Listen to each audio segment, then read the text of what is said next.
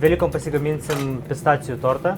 Tai bus migdolinis biskvitas, braškių įdaras, pistacijų putėsis ir pasipuošime į velykiškai. Išsiplaksim kiaušinius su cukrum, migdolų miltais ir miltais, įmaišysim plaktą kiaušinio baltymą ir įsikepsim migdolinį biskvitą.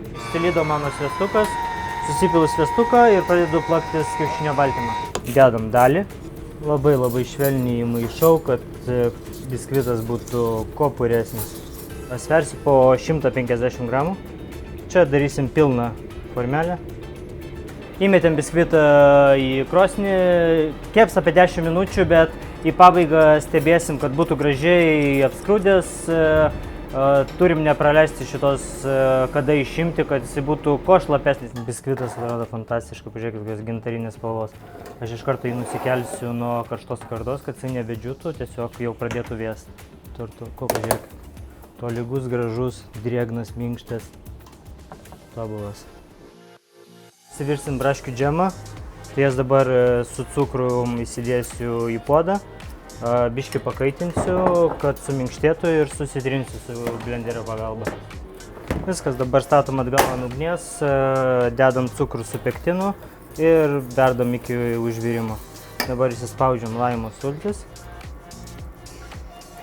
ir dar minutėlę paverdam.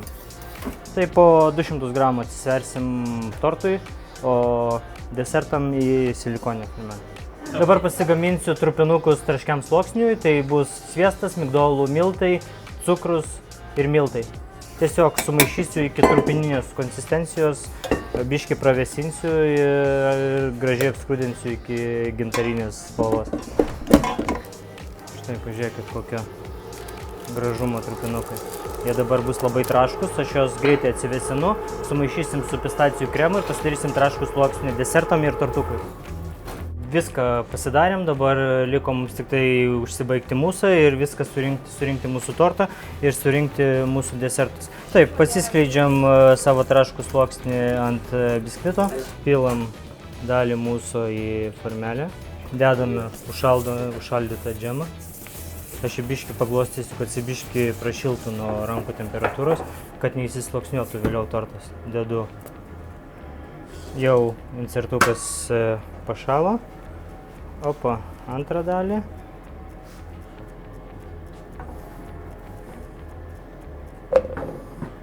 Tortukas paruoštas. Dabar linkinėjom desertukus.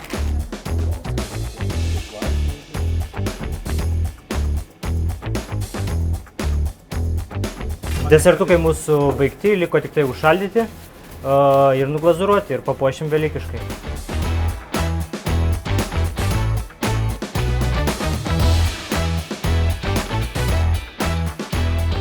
Kaip matot, mūsų velykinis zuikis paruoštas.